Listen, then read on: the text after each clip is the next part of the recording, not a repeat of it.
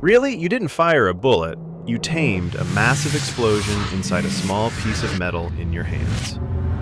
How does this intricate system work?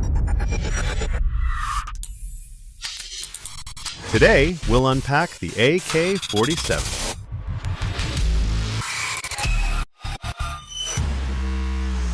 The safety lever can be moved between automatic and semi-automatic firing mode. In stop mode, the trigger holds hammer. And we can say trigger mechanics here work like a heart in the human body. When trigger is pulled, hammer releases and strikes firing pin.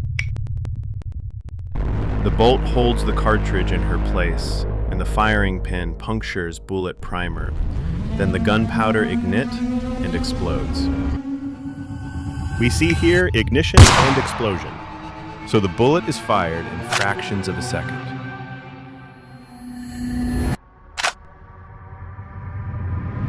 Expanding gases rise up through nozzle, pushing back the gas piston. Then force the bolt carrier to go backwards, ejecting casing. Immediately, bolt pulls a new cartridge from the magazine and inserts into barrel. This is how the ejector throws the brass casing outwards. It's also called a shark fin ejector for its shape. Bolt carrier also resets hammer to starting position.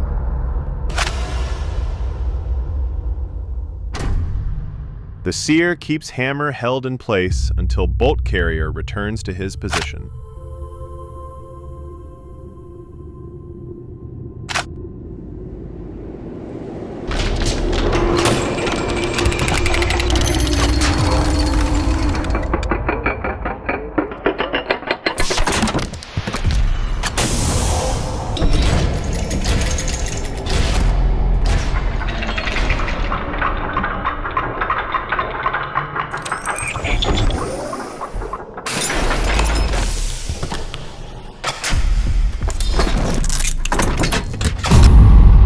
Now we will talk about accuracy.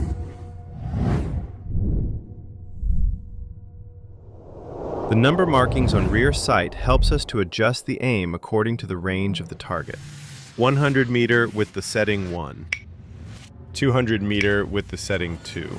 It has numbers up to 10, but it has a maximum effective range about 300 meters on setting 3. To adjust the windage, the sight is moved to left or right. To adjust its elevation, the sight moved up or down. A front sight adjustment tool is used for this purpose. If we want the bullet impact to move left, then the front side should be moved to right. And if we want it to move right, then the front side should be moved to left. If we want the bullet impact to move up, the front side must be screwed in or down. And if we wanted to move down, front side is screwed out or up.